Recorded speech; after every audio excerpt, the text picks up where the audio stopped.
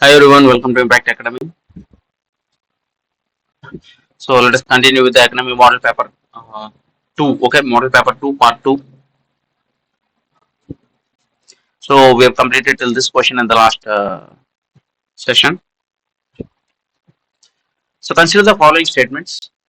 Non-personal information of government and private organizations. The National Data Governance Framework approach is to make it accessible for research and innovation. Okay, so we're talking about the National Data Governance Framework approach. So this is also frequently in use, data governance, okay, data loss and all those things. So let us look at the so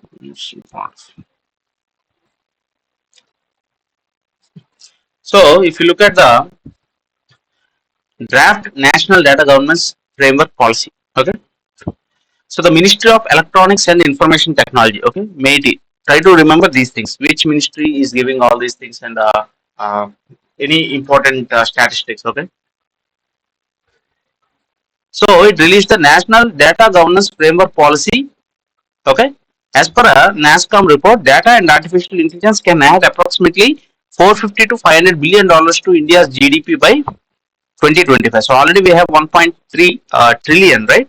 So that can become 1.8. Okay, because we are adding 450 to 500, around 500 billion dollars. We can add to the India GDP by using this artificial intelligence and proper data analytics and all this. So try to keep that in mind. So, what is the purpose of this policy? To standardize the government's data collection and management while catalyzing AI and data-led research and a startup ecosystem. So, basically, government's data collection for where every time we interact with the government, a lot of data is collected, right? So, to have a standardized format for it, okay, and use it for research and startups, okay.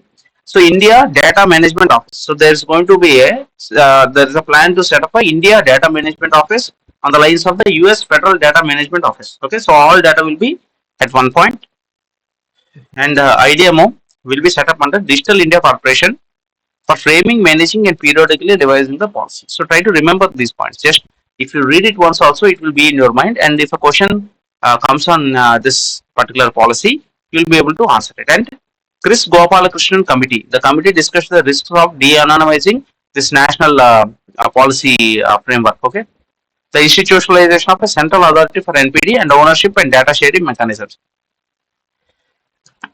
Anyway, try to remember this Chris Gopalakrishnan committee.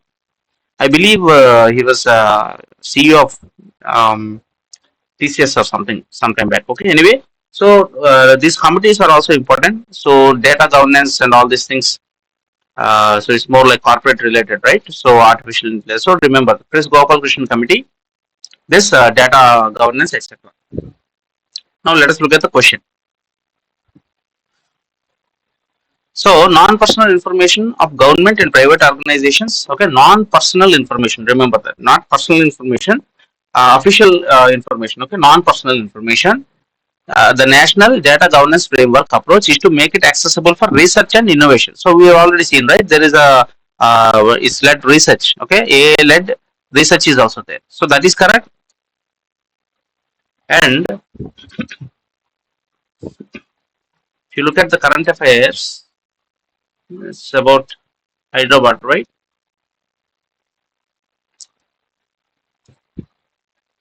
So Hyderabad becomes the first giga-enabled city in India. Okay, so with the launch of 1 Gbps wide broadband internet connection, Hyderabad has become the first giga-enabled city in India. Remember this.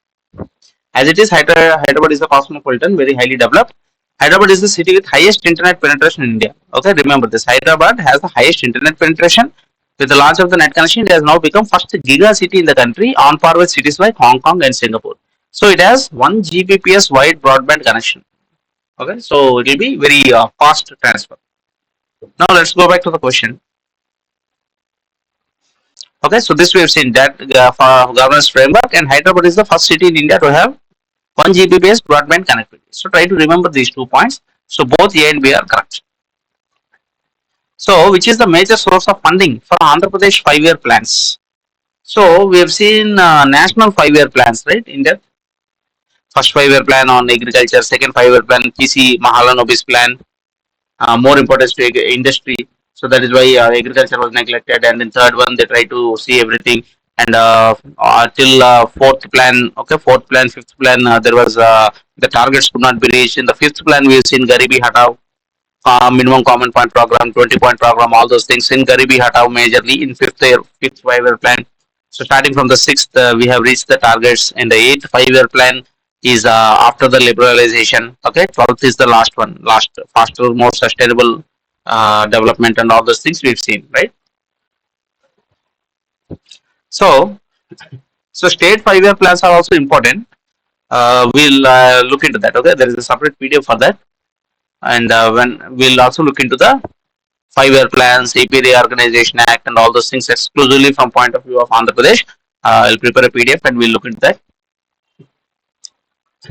So central government assistance and loans. Basically, see, states will have to get central government assistance, loans, and etc. Right? So these banks are not enough. They cannot borrow everything from bank, and other states won't give. Any state will not give to anything else. So clearly, all the above is also not the answer. So clearly, you can make out central government assistance and loans. Some loans, okay, but mostly you have to have central government assistance for the funding of the states. Of course, you have this finance commission, 42% devolution to the states, and all those things. Try to remember finance commission also. The exclusive purpose of the finance commission is to distribute the tax proceeds between the union and the states. Okay, remember that. So whenever there is a comment, just go through the comment. Okay. So answer is given wrong. Central share is 90%. State share is remaining. That is 10% for SCI status. So remember this. So what is the state's share in the allocation of funds for central government sponsored schemes? See, central sector schemes means 100% will be given by the central government. Already in the budget we have seen central sector schemes, PM Kisan, insurance, and all those things we have seen, right? So they are central sector schemes. Central government sponsored schemes means central government will put around 60%. Next, if it is hilly terrain, it will put 90%. So when it comes to special category set, the special category status, central government is going to keep 90%. See, central share will be 90%. Only the remaining 10% will be from the states. So this 60 instead of 90 is the wrong one. You can even go for option 2, 90 instead of 70 maybe. Anyway, let us look at special category status. Okay. So because now special category status is very much in news, right? Every day we are hearing about special category status for Andhra Pradesh, Bihar, and etc. etc. Okay, so special. Just a minute. So if you look at special category status, it is every day in news, right? So very important, especially for Andhra Pradesh. Okay. So recently, Union Finance Minister made it clear that the centre will not consider demands for special category status for any state, as the 14th Finance Commission clearly said no special status. So, 14th Finance Commission said that it is not going to give special status anymore. Okay. So, special category status is a classification given by the center to assist the development of states that face geographical and socio-economic disadvantages. Okay, remember this. What is the criteria? It should have geographical or socio-economic disadvantage. So, geographical means border areas, hilly terrain, and all those things. So constitution does not make a provision for SCS. Okay, it's not there in the constitution. And this classification was later done on the recommendations of the 5th Finance Commission in 1969. So remember this. When did the special category status come? In the 5th Finance Commission. This status was first accorded to Jammu and Kashmir. Okay, Assam, Nagaland in 1969. So remember these things. First to Jammu and Kashmir, Assam, and Nagaland. You see all border areas and backward areas. Okay. So special category status for plan assistance was granted in the past by the National Development Council of the erstwhile Planning Commission. So along with the Planning Commission, we had a NDC, National Development Council, which has representation from the states, everything, right? So that was that has granted the special category status. Okay. Currently, 11 states are there. Jammu and Kashmir, which is now a union territory, after revocation of Article 370, it has special category. Assam, Nagaland, Himachal Pradesh, you see, either border area or hilly terrain area are very backward, right? Manipur border, Meghalaya border, Sikkim border, Arunachal Pradesh, Mizoram, Tripura, Uttarakhand, hilly terrain. Okay. So observe this. What are the hilly terrains? Himachal Pradesh and Uttarakhand. Remember that two hilly terrains are there. Okay, Jammu and Kashmir already very volatile. Okay, and you have Assam, Manipur, Meghalaya, Sikkim, Arunachal Pradesh, Mizoram, Tripura, mostly northeastern states. Okay, all are northeastern states. Only Sikkim extra, right? Remember that, along with that, Himachal Pradesh and Uttarakhand. So, in the state, after the bifurcation of Andhra Pradesh into Telangana, it was promised in the Andhra Pradesh Deorganization Act that special category status will be provided to the Andhra Pradesh, but it was not provided since then. Anyway, so these parameters are based on the Gadgil formula. Okay, so what are the parameters? Hilly terrain, Himachal Pradesh and Uttarakhand, low population density or sizable share of tribal population. So all this Nagaland, Tripura, Mizoram, they're all having huge tribal populations. Mizoram has the highest percentage of tribal population, highest percentage of uh, forest area. Okay, so tribal population is Madhya Pradesh. Okay, don't get confused. Forest. Okay, when it comes to forest, largest forest area is Madhya Pradesh. That is, we're talking in terms of area. If you are talking about percentage, then Mizoram. Okay, if you are talking about union territories also, if you are including union territories, then Lakshadweep, because Lakshadweep is completely forest. Okay, so strategic location along borders, we have seen Sikkim, Arunachal Pradesh. Economic and infrastructure backwardness, again Uttarakhand and all these things. Most of these non-viable nature of state finances like Himachal Pradesh, etc. So, so these are the factors, parameters based on which special category is given. So, what are the benefits? Center pays 90% of the funds required in a centrally sponsored scheme. So if it is central sector scheme, as it is, central government will give 100%. If it is a CSS, that is a centrally sponsored scheme, okay, then usually the center will pay 60 to 75%, right? While the remaining is to be borne by the state governments. But if you are a special category status state, then the center will pay 90%. Okay, unspent money in a financial year does not lapse. So whenever this union government gives grants and all these things to the state government, if they have to use it and provide utilization certificates. Okay, so if they don't provide this utilization certificate or if they don't use the money, then that will lapse. Okay, but in the case of special category status, it does not lapse. Significant concessions are provided to the states in excise, customs, income, corporate tax. So that's why if a state like Andhra or Bihar, they're asking for special category status, right? So if they get the status, they'll get huge rebates in corporate tax and etc. So more and more companies will be interested in investing in those states. Okay, so 30% of the center's gross budget goes to special category states. Remember this also. 30% of the gross budget of the center goes to the special category states. So that is why special category states is very lucrative for the states. So you could say the right answer is this 90% instead of 70. Okay, 65, 75 is usually what is the central share. But if it is a special category status, the central government share is 90%. But in the question he is asking, what is the state share? So none of these options is correct because the state share should be 10% in that case. That's why I've given answer is given wrong. Central share is 90%, state share is remaining 10%. Okay, so none of this option is correct. Find the correct sentence in the following. Okay, the economy of Andhra Pradesh has been divided into 9 major sectors during the assessment of gross state product. Okay, so gross state product and all these things. So, so whether you look at the budget, okay, I haven't exactly seen any this nine concept of nine anywhere. So if you look at the budget, there is nothing related to nine. Okay, major heads, okay, tax revenue, tax on property and all those things. If you see this also, it is more than nine. There are so many different heads. Okay, and if you look at here also, economic services, social services and general services, usually the expenditure has been classified into three. Okay, one is the economic services, so that is the agriculture, rural development, irrigation, energy, industry, minerals, transport, science and tech, environment, general services, general eco services. Okay. Social services means education, sports and youth, technical education, art and culture, medical, water supply, sanitation, housing, urban development. Okay. Information and what is this? INP. Okay. Welfare. See welfare. Andhra Pradesh.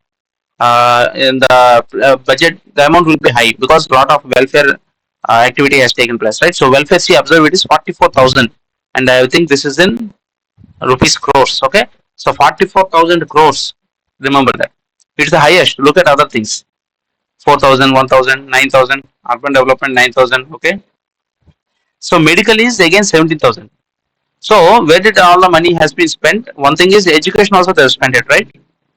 See, education 33,000. See, it is a bit high. Education, rural development little bit.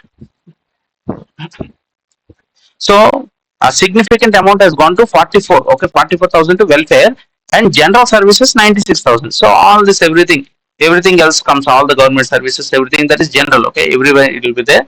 But if you observe, urban development is only 9,000. Housing is only 7,000. Okay, art and culture is almost negligible. So this INB 3,000, this labor and employment also only 1,000. So significant amount has been spent on welfare. Okay, so try to remember this: 44,000, and on education it has been spent 33,000. So basically that Nadu Nedu schemes maybe. Okay, agriculture is again 14,000, rural development 17,000, irrigation 12,000, energy 6,000. So try to remember these things because Andhra Pradesh, we can. So but you see there is nothing like nine or anything. Okay, even if you look here, so in the GSDP and all these things, I didn't see any particular thing as nine. Okay, so keep that statement aside. Currently considered base year for calculating states production at sustainable prices is 2011. So I think I'm sure everyone is aware about this, right? The base rate used to be 2004-5 for calculating. So when we calculate most of these, what you say, indexes and CPI, or anything, we have this concept called as a base year, inflation also. Okay. So when we calculate at the constant prices and the current prices. So constant prices is we take a base year, and from there we calculate. Current prices is we calculate based on the present year. For example, if you want to calculate how much inflation has happened in a particular thing, okay, so only if you take a base year. So if you take a base year that is 5 years or 10 years back, you will get a clearer picture. So previously it used to be 2004-5. Now the base year is 2011-12 for most of the things. So this is true. So the state budget proposal for 23-24 is, how much is this? 2,79,000 crores. Okay. So let us look at the state budget for 23-24. So, so if you look at the state budget, there is, see, this is 23-24. Okay. So see, this is receipts, right? Receipt is equal to expenditure for the budget. Okay.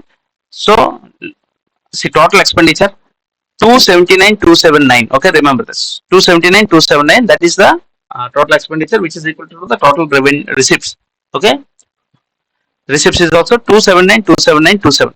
Okay, so this is 23-24. So he's asking about that. What is, see, in some time back in the last class, we've seen what is the budget of India. Okay, we remembered around 46-47 lakhs, right? 47.65. If I, so so the budget of India is 47 almost. Okay, 47 lakh crores. Okay, so budget of Andhra is 2.7 lakh crores. So observe the difference. So whole country is 47 lakhs, and a state like Andhra, because it's a small state now, it is 2.7 lakhs. Remember like that. Okay. Whole country is 47. Andhra is 2.7. That is 23-24. The answer will be 27. Okay, 279, 279, 279. We will see in this, right? This one.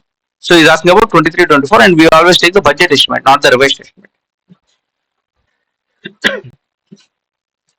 Now, as an update, we have to remember the 24-25, which is the current trending one. So now, rather than 279, 279, you remember this. Okay. What you have to remember is our budget is 2.86 lakh crores. Okay. See, this is in lakhs. So if you calculate, it will be 2.86 lakh crores, right? So India is 47 lakh crores. Andhra is 2.8, almost near to 3. 2.8 lakh crores. So remember that. You have to remember this. But because he is asking for 23-24, this is correct. Again, 23-24 budget estimates increase revenue expenditure. So as I said, you have to remember revenue expenditure. Where is it? See, revenue expenditure 228 540 71. Okay. See, 228 540 crore, which is correct. So currently we have to remember 2 point, what is this? Uh, 230. Okay, 230 110 crore. You can remember like that.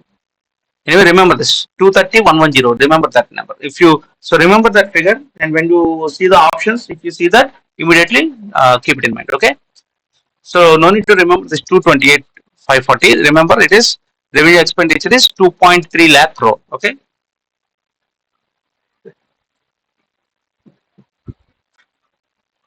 So 28 it has slightly increased. Okay.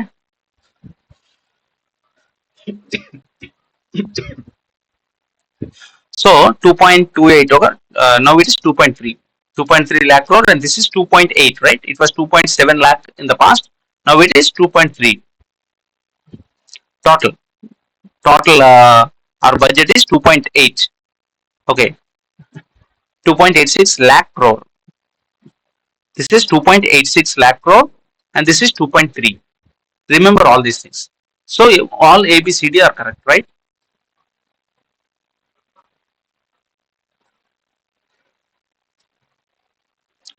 So find the correct statement about e-transport permit from the following. Okay, so no need to go into so much depth about everything that has 2020 long back, but just go through. Try to remember. So government has introduced e-permit from January 1st, 2020. Okay, try to remember that. So e-transport permit. That means all traders are hereby required to issue online permits for transportation of agricultural produce. So this is exclusively for agriculture also. This system eliminates loopholes of manual permits and brings more transparency and accountability in collection of market fees. So again, positive statement which you can say. So these are ABCs correct. So try to remember that. For agriculture products produce, traders are supposed to issue online permits, and it was introduced in 2020. E-transport permit. Obviously, any digitalization brings more transparency and accountability. Okay, so this is a very important question. We'll have to look into it. Lot of information is there. So we're talking about non-tax revenues. Okay, tax revenues, sales taxes, mines, alcohol, everything. So we have to go in depth. So we are going into Andhra Pradesh budget, right? So anyway, just go through this Andhra Pradesh government 24-25. The current budget is 2.86 lakh crore budget. Okay, finance minister will change. Welfare. So for welfare of backward classes, 71,000 crore has been allocated. Okay. So we have seen 44,000, that is for welfare, one part of welfare. If you take everything else into account, almost 71,000. So 20,000 crore has been allocated for development of ports, and expenditure is 2.3. We have seen just now. Revenue expenditure is 2.3. Whole budget is 2.8. Revenue expenditure alone is 2.3. Capital expenditure is 30. See, this is very bad. Okay, outright bad, because see, revenue expenditure is what? Just giving salaries. Okay, spending money without any assets. Capital expenditure is 30,000 only. So much revenue expenditure and so less capital expenditure. So this capital expenditure is more important. You have to spend more on capital assets. Okay. So revenue deficit, fiscal deficit also very important. 24,000 crore, 55,000 crore, and we have seen India level it is 16,000 crore, right? Fiscal deficit is 16 lakh crores. Here it is only 55,000 crore. So we have to remember all these things, not just read and forget. Okay. So all these things, fiscal deficit is 3.5%. Revenue deficit is 1.56%. So all these things you have to remember. And if before exam another budget comes, then obviously we will have to remove all this and replace with that. Anyway, it won't be too much. I mean, there won't be too much difference. Okay, so try to just get an understanding of what all this. Anyway, now observe this. Out of the revenue receipts, tax revenue is, see, instead of giving in lakhs, if they would have given in crores, it would have been easy. Anyway, so see, I think it is 10.9. Okay, it is 1.09 lakh crore. Okay, it is 1.09 lakh crore, and this is 14,000, right? 14,000 400 lakh crore.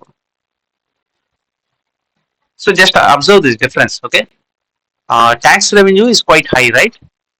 We're getting almost in 1 lakh crore of tax revenue of the state, and share of central taxes is very high, which is 4 lakh 4.9. Okay, 0.9 to 9,000, 49,000. Okay, so 49,000 lakh crore central taxes. Okay, central taxes 49 lakh crore. This we are getting 1.09 lakh crore, which is quite high of tax revenue. Non-tax revenue is just 14,400 lakh crore. And grants also we are getting 32,000, I guess. Okay, so uh, see the difference between tax revenue and non-tax revenue. That is one thing you have to observe. Next, so all this is debt, fine. And if we come to within the tax revenue, what is our tax revenue? Okay. So what are the various taxes? One thing is the central goods and service taxes. Again, this is in lakhs, so this will be 15,000. Okay, 15,000 lakh crore. Okay, sorry, 15,000 crore. Okay, and corporation tax is again similar. So always observe, IGST we don't have because that is integrated between two states.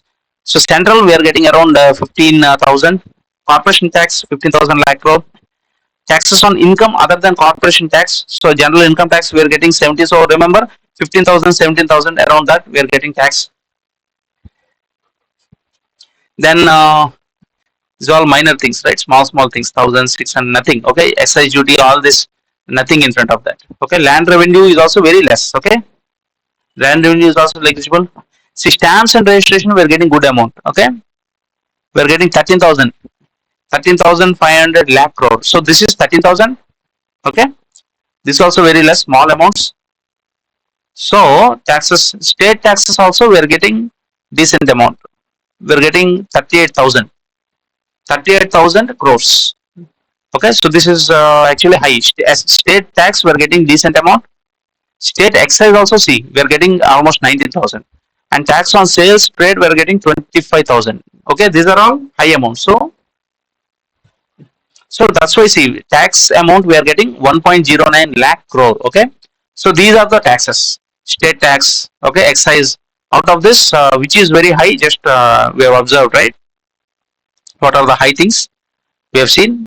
Okay, these are around in 15,000s, which is quite high. Is customs is also 1,000. Okay, 1,000, not too much. Customs, excise. So all these things. So we have seen tax income. Now let us look at non-tax revenue. So this is non-tax revenue. So what is non-tax revenue? Interest receipts negligible, dividends all this negligible.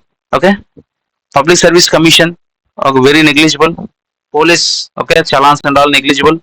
Jails also negligible.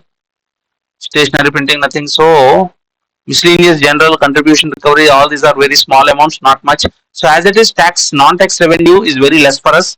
So what we are getting from medical services, family welfare, education, sports, everything very less. Okay, small amounts, labor, employment, nothing major. Okay, forestry, crop, economic services, animal husbandry, dairy development, agriculture research, cooperation. So observe this. This is what I wanted to show you. Non-ferrous mining and metallurgical industries. So in Andhra Pradesh, mining is a huge non-tax revenue provider. Try to understand that. See, tax revenue we are having around more than 1.09 lakh crore. Okay, that is huge. Within that, what we have seen, state central taxes, state GST. Okay, state GST is somewhere around 24, 25,000, very high. Then we have seen corporate tax, income tax, all these things. Central GST 15, 16,000, 17,000. Okay, now this one, mining, is not a tax. Okay, it's a non-tax revenue. So we've seen all these non-tax revenues are very small, negligible. But mining is 8,000. Okay, so mining is 8,000 crores, 8,000 crores, right?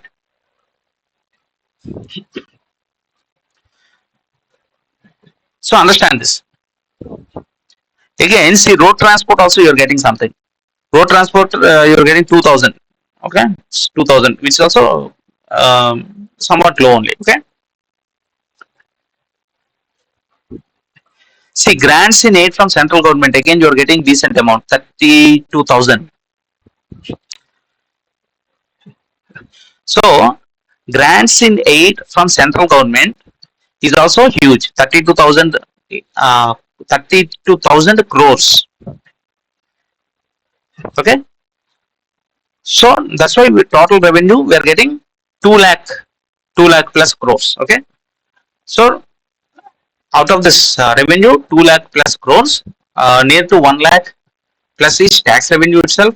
Non-tax revenue we have seen something within that. Some of the good things, higher things is this grants in aid from central government. Okay, that is 32,000. Try to remember that. This is public debt. Okay, public debt will come into it when there is a question on public debt. Otherwise, you will get confused. So grants in aid from central government is huge amount, 32,000 crore. Then road transport is okay, decent. Mines, the more out of the non-tax revenue, mining is very important. Andhra Pradesh is full of mines, uh, what is a bauxite, full of different kinds of. If you go to Rayalaseema, especially all that, what do you call Jammal Madugu, all those regions, there are diamond mines, Vajrakarur, Agnikundala belt, and all those things we have seen in AP geography, right? It's full of all kinds of metals and everything. So, and this is non-ferrous. Remember, non-ferrous means not even iron-based. Other things, okay, bauxite, copper, and all those things. So, iron, I don't think we have too much iron ores in Andhra Pradesh. Okay, iron ores we have in Chhattisgarh, Orissa, Telangana, this Bailadila mines, and all those things. But observe this. Remember this: 8,000 crores. Okay, 8,000 crores are coming from mining alone, and that is one of the highest apart from the central grants. And we have nothing much here. Okay, so all the other tax revenue is not much. Police and all these things. So all the challans which we are paying will go here, I guess. And see, that is non-tax revenue. In tax revenue, we have to remember sales tax. Sales tax, trade tax is again huge amount, 25,000. Excise is 19,000, not bad. Liquor and all these things, alcohol, production of goods, liquor is 19,000. State tax is very high, 38,000. Okay, it is a good thing. We are getting so much tax on goods and services. Then stamps and registration is one big thing, 13,500. And customs, okay, customs, because we have 974 kilometers long sea coast. Everything that comes from airports and ports, everything that you'll get custom. That's also not too much, but it is 1,000 crores. Okay, so these are central CGST 15,000, corporation tax 15,000, income tax is 17,000. So at the end, what we are saying is tax revenue. Tax revenue is 1.09 lakh crore. Total revenue is 2.05. Out of that, almost 1.09 is tax revenue. Non-tax revenue is 14,000. What is this? Just a minute. Okay, 14,000, right? So non-tax revenue is 14,000 and grants in aid 32,000. Okay, so try to remember all this. It's very very important, and that is revenue receipts. Capital receipts. Capital receipts means that which we have brought for bringing infrastructure. Okay, open market loans. We have almost taken 71,000 loans, huge amount. Okay, next loans from government of India 61,000. So much loans we have taken, and this is in the budget. Okay, this is budget. Off budget borrowings are also quite high for Andhra Pradesh. That is why our overall debt has crossed 40-50%, which is very bad actually. Other loans also, see other loans, we don't even know what they are, 25,000. Anyway, so you have to remember all these things. From the exam point of view, you have to remember all these things. Now with this information, let us look at the questions. Non-tax revenue, I told you mines. Okay, mines is a very what you say, see this one. It is the largest non-tax revenue for the state.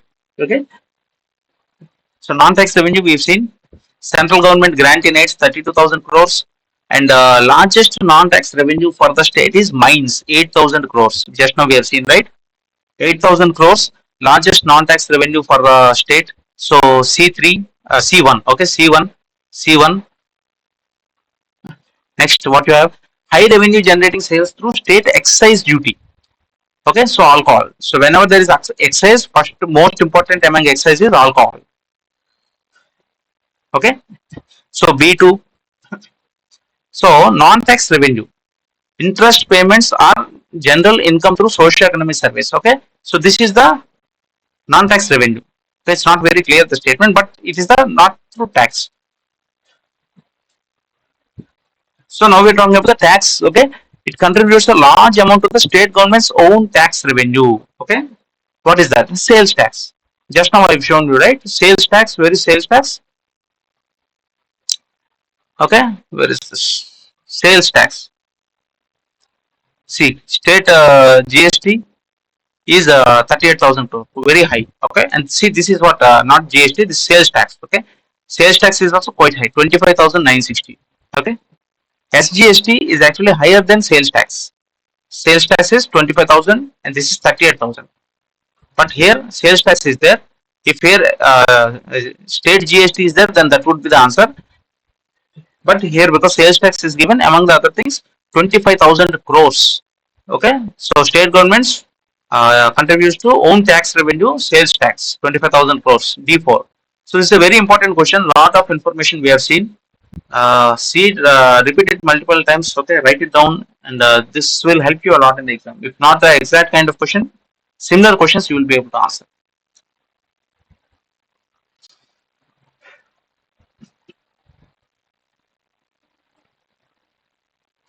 So, find the look at these statements. Andhra Pradesh ranks first in tobacco production in the country. So, for this, we'll have to look into little bit of.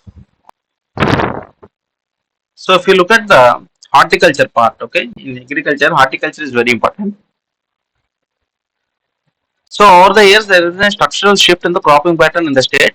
Horticulture sector is growing at a faster pace than agriculture. So, try to remember this, especially in the Rayalaseema region and all, because rice and all these things don't grow much. They are focusing more on horticulture.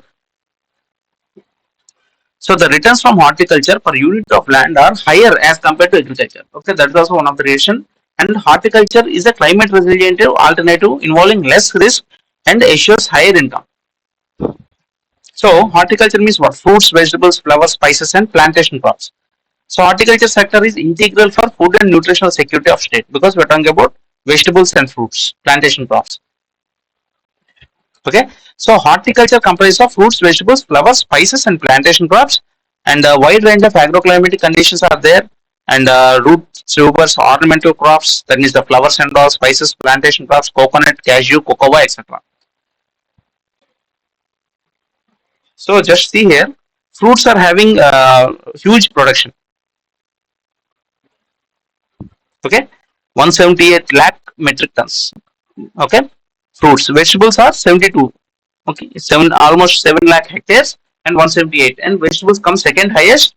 Okay, and flowers will be less in weight because they are lightweight, right? So plantation crops, okay, like cucumber, pumpkin, grapes, and all these things, 5.5 lakh hectares, 43, etc. So all these things, spices, and Andhra Pradesh ranks first in productivity of oil palm, papaya, lime, cocoa, tomato, coconut, chilies. Okay, and the area under horticulture is 17 lakh hectares and production is 314 lakh metric tons. Try to remember these things. Okay, area under horticulture is 17 lakh hectares and production is 314 lakh metric tons.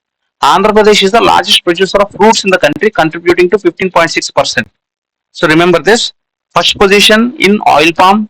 Okay, both area and productivity, which is very important, 53%. That means most of the palm oil in India, okay, is coming from Andhra Pradesh. Okay, try to keep that in mind, and all these things are fine. Banana, Tiruchirappalli, Tamil Nadu, all these things. Mango, a lot of mango export is taking place from Andhra Pradesh. Okay, and establishing center of excellence for vegetables and spices in Gundlapalli of Palnadu, and banana excellence center in Pulivendula in YSR. Try to remember those.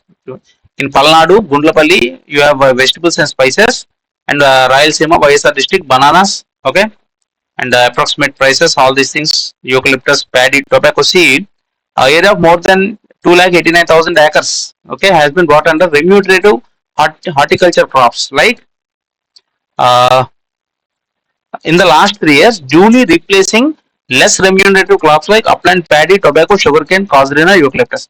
That means actually these crops are not giving that much compared to others. So they are bringing under remunerative horticulture crops. What it is, I think these things, these other things. Okay, so all these things. But either way, tobacco is also a very important part of Andhra Pradesh, especially in the Prakasam district. You have this two types of, especially in the Prakasam district and the surrounding areas, because of the black soils. Okay, tobacco is very widely grown. Okay, we have two varieties. Okay, flue cured Virginia variety and long leaf something. So tobacco production is also very important in Andhra. So Andhra Pradesh ranks first in tobacco production, which is true. As a part of Mission Mustard 2025, it will sensitize farmers in the state to take mustard cultivation to at least 2 lakh acres in 4 years. So Mission Mustard is also recently in news, right? So, so if you look at Mission Mustard,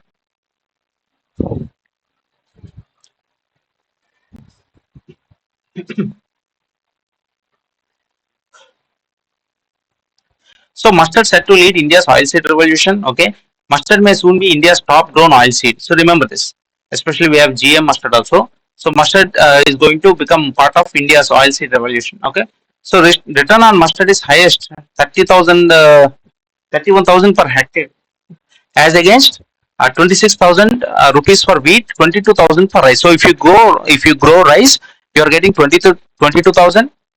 Okay, for wheat you are getting 26,000, but if you grow mustard you will get 31,000. Okay, mustard means mustard avalu. Okay,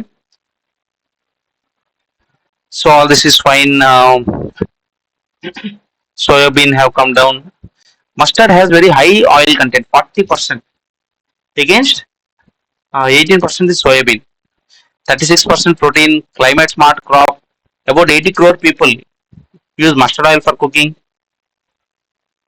Okay, so achieve 20 million tons in the next 5 years. All this. So anyway, Rape Mustard Promotion Council. So the Mustard Council. So Indian government is planning to bring around 9 million hectares of land under mustard cultivation and increase production by 17 million tons by 25-26. So try to remember Mission Mustard 2025, 9 million hectares of land, 17 million tons of production is target. Okay, and Rabi season, Kharif season, this rice fallow areas have been identified in states like Assam, Bihar, Jharkhand, Chhattisgarh, Madhya Pradesh. Okay, Andhra Pradesh is also there. Okay, rice fallow areas where there is no possibility for rice, they are planning for mustard. Intercropping intervention would be done with major crops in Kerala, Andhra Pradesh, Tamil Nadu, Rajasthan, etc. Okay, the states of Andhra Pradesh, Telangana, and Kerala are targeted for non-traditional areas. So where traditionally not much mustard is there, even there rice fallow areas and intercropping, that is mixing with another crop. They're planning to bring mustard. Okay, 17 million tons production, 9 million hectares. And India is one of the major oilseed growers and importers of edible oil. See, we are also major growers, but we are also importing edible oil. Recently, we had a problem with Malaysia, right? We most of the oil which we use in India, the street food and everything is palm oil. Okay, and we import most of the oil from Malaysia. So recently there has been a clash with Malaysia and they stopped exporting and we faced a huge crisis. So in spite of being a major oilseed grower, we are also importing a lot of edible oils. Okay.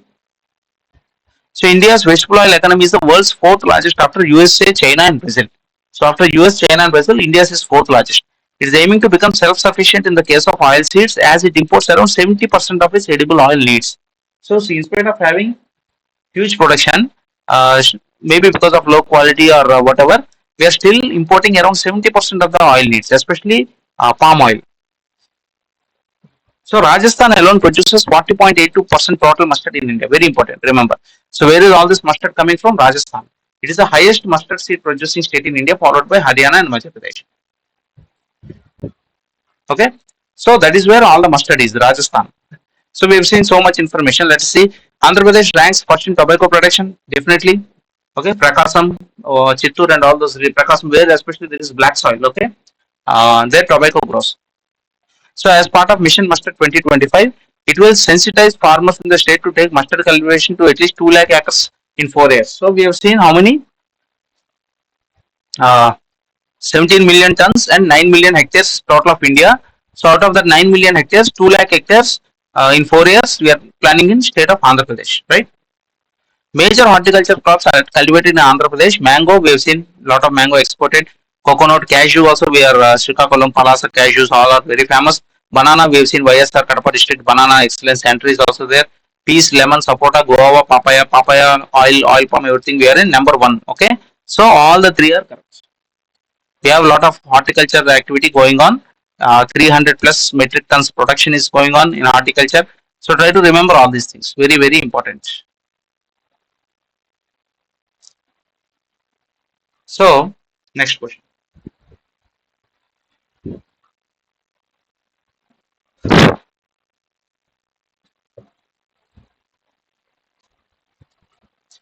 So, so tourism policy 2025. Okay, so let us look at tourism policy 2025. So we're talking about policies, right?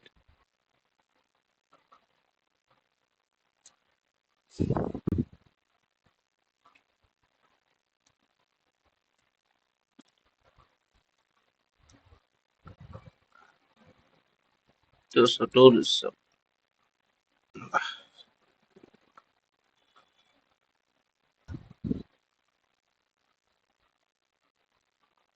Okay, so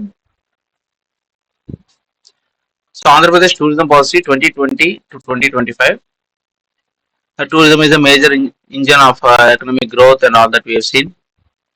So, according to World Travel and Tourism Council, the industry has contributed to about 6.8% of GDP of India during 2019.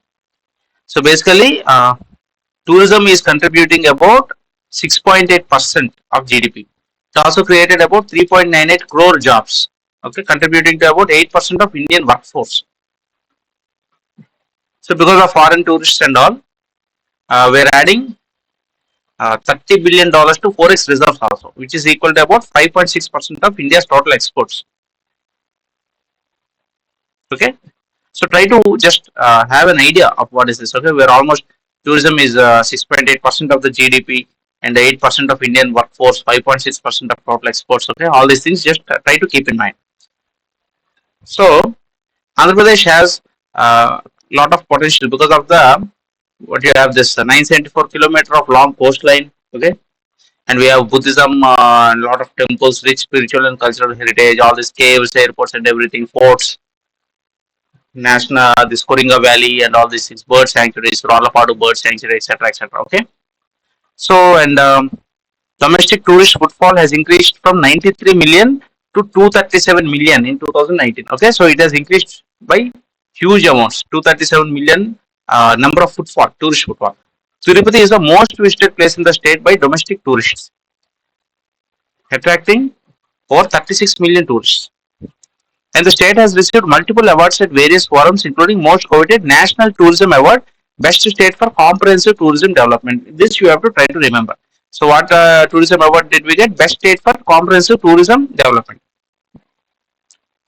So, this is the Waravakal. Okay, Waravakal means in the Rayalaseema region, Karnool, Kadapa, that area. You have this natural rock formations, Kadapa rock formations. Okay, this is Kanakdurgamma Temple, Indrakeeladri, Vijayawada.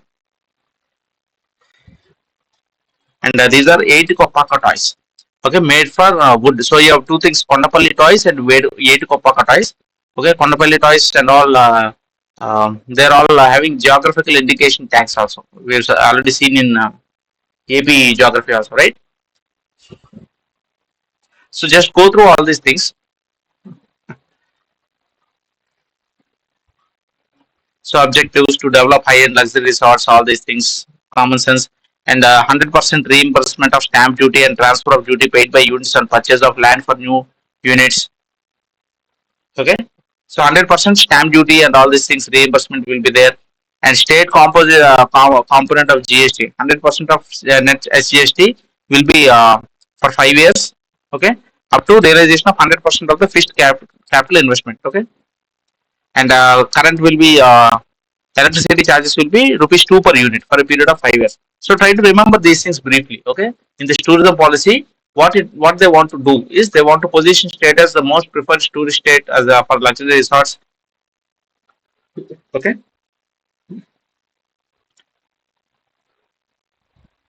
so just briefly go through this. So to develop high-end luxury resorts to attract private investments, PPPs, ease of doing business, national and global level. Okay, all no, they'll put all these things, common things.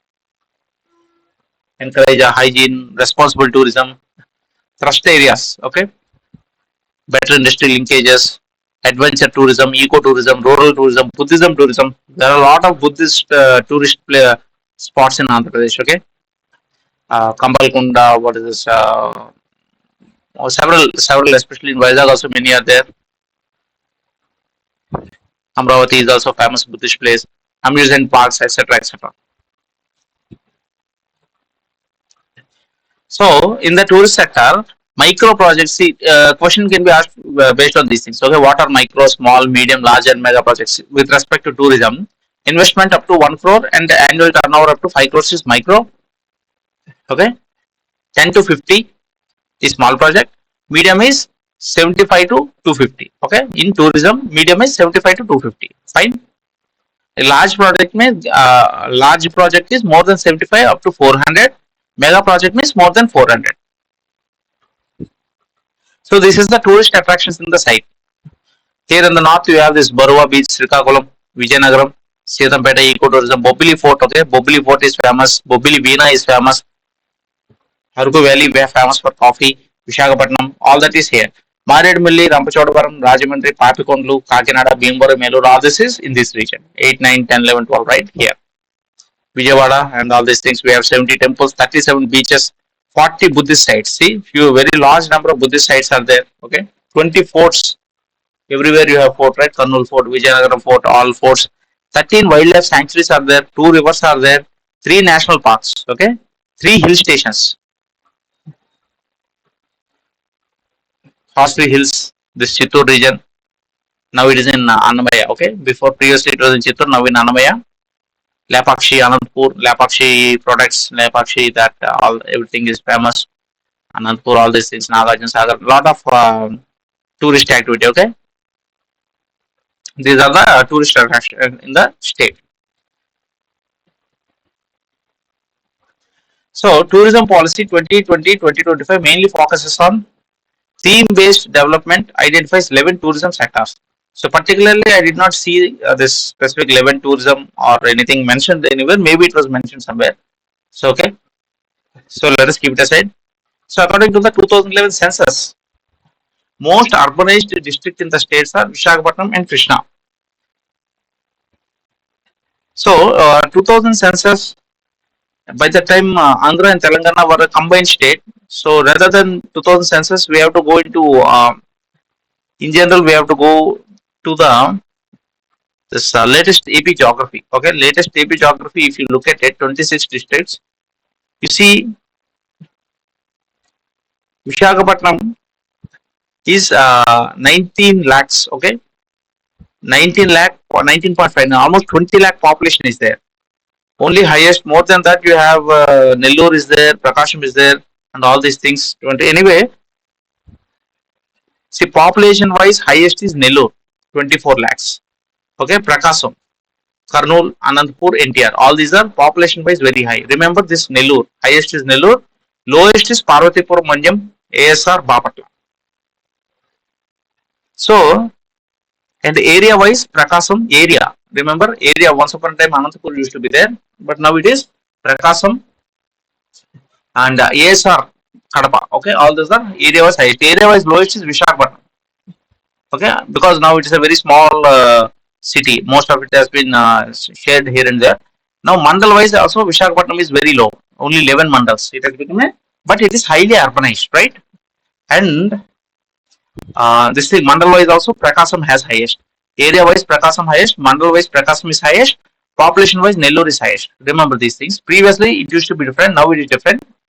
Next, most rainfall and all these things. Okay, landlocked districts can go through this. See, population density. Highest population density is Vishakhapatnam. Lowest population density is Allur Sitaramraju because mostly it's a tribal area, right? In general, population density of Andhra is 308. Population density of AP is less than the national average. National average is 382. And in Andhra, it is less because national average you get Uttar Pradesh, Bihar, and all those things where density is very high. Density means in a given area how many people are there. So in Vishakhapatnam, in one unit, more than 1,869 are there, whereas in ISR only 77 are because it's a tribal area, a lot of forest area, less population density. Okay, so Vishakhapatnam has the highest density. Okay, see, area is very low, lowest area 1048, right? It is the lowest among everything, but it has a huge population. So obviously, density will be high. Number of revenue divisions too. Okay, so Krishna is also no more Krishna. Krishna has been divided into NTR. Okay, so where is NTR? NTR also has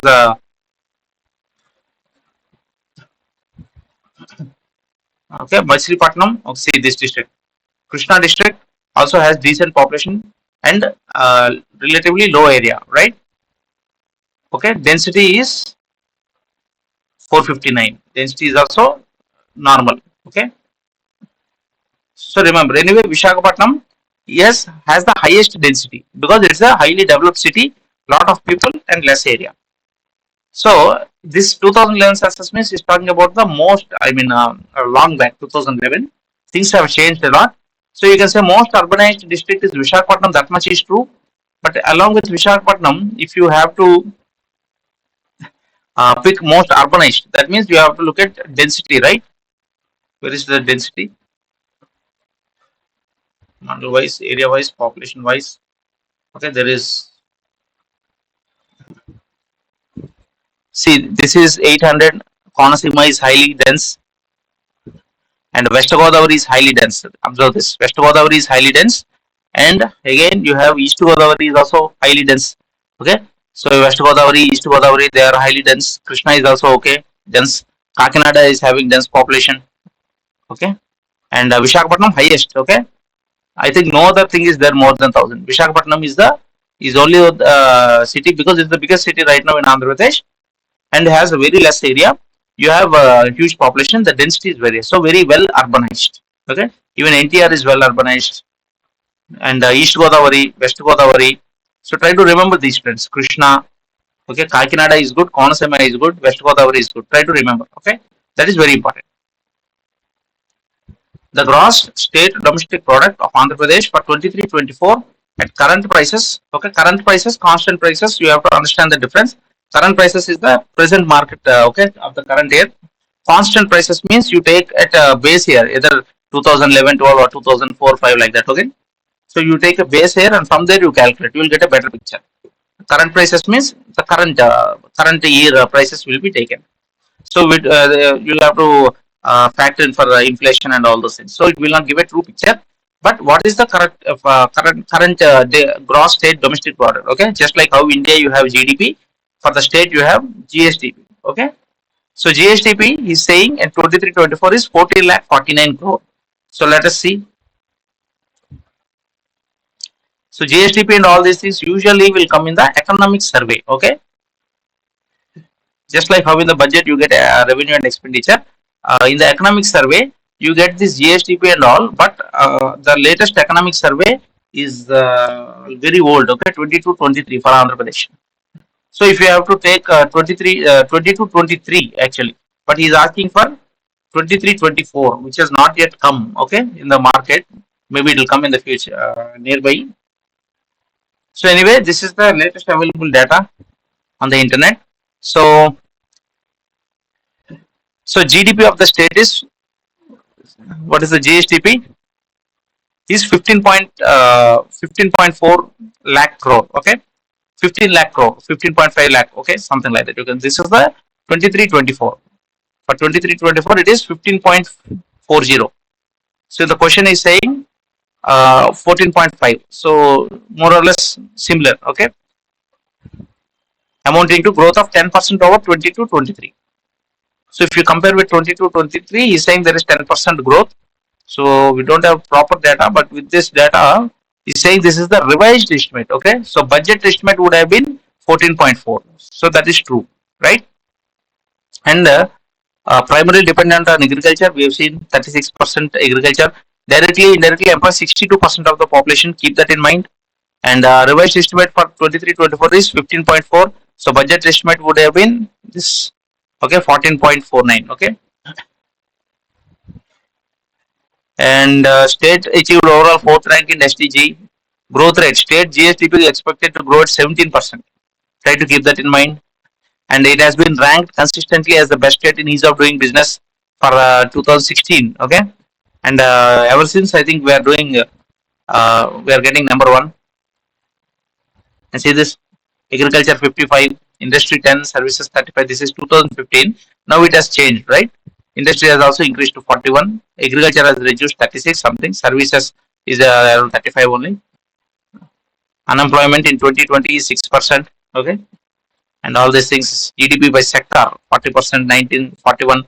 Uh, Fine. GDP per capita 16th rank. Just go through all this thing. GDP growth is 16 to 17%. Try to remember this. Keep this in mind. Okay, 17% GDP growth and 15.4 lakh crore is the revised estimate. Advanced estimate, revised estimate. So budgeted estimate maybe would have been 14.5. Okay, and GSDP at current prices for 22-23 is 13.717. Okay, so agriculture growth 36 point, industry 23, services 40. This is the correct estimate. Okay, this is what we have seen in the diagram, right? 36 agriculture, industry 23, services 40, growth of 7% at constant prices. Okay, we have seen. And 8th in GSTP at current prices, all these things. Just go through. Per capita is also sometimes asked. Okay, per capita debt. Okay, per capita debt inclusive of off budget is 92,797. That means for each person, this much debt is there, and is based on the budget debt of and off budget debt of this one. So total debt is 3 plus 4, and almost near to 4.8, 4.9 something. Okay, almost near to 5 lakh crores debt is there. Okay, and government debt is 32.79% of GSDP, and this is 22-23. Budget balance minus this thing, and this is government debt without the off budget borrowings. Okay, this is the one that has been officially given, but a lot of off budget borrowings have also taken place. So revenue expenses, this also we have seen. So this is important. Per capita income is also very important. Per capita income of Andhra Pradesh at current prices increased to 2,70,000 in 23-24 against 2,45,000 in 22-23. So this is very important. Try to remember this. This is 23-24 means recent figure only. What is the per capita income of Andhra Pradesh? 2,70,000. Try to keep that in mind. Very important. Per capita means approximately how much each person on an average is earning per year. Okay, on an average. Some people may be earning a lot, some people may be earning less, but on an average, it gives an idea of the position of the state. So per capita income is 2,70,000 per annum. Okay, that means very less actually. If you divide it by 12, you will get very less amount per month. Okay, so that is one thing. So expenditure, we are talking about 23-24, including debt repayment, is estimated at 2.6 lakh crore, increase of 16% over revised estimates of 22-23. This we are talking about expenditure. Okay, 2.6, 23-24. So expenditure is 23-24 will be this one, right? So where is this? Capital expenditure, revenue expenditure, total expenditure 2.79. Okay, it is 2.79. He's saying it is estimated to be 2.6, 23, 24, which is an increase of 16% over the revised estimates of 22, 23. So 22, 23 is this one, 2.25, right? This is 22, 23. This is revised estimate. Either way you say it is 2.7 only, not exactly 2.6, but it is nearby because he said estimated, right? So most of the times in economy you have to go for estimates. If it is nearby, it is okay. So, and current expenditure is, try to remember this, 2.86. These things try to remember. Our budget is 2.86 lakh crore budget. So more or less all these are correct, right? Tourism policy mainly focuses on 11 tourism sectors. Fine.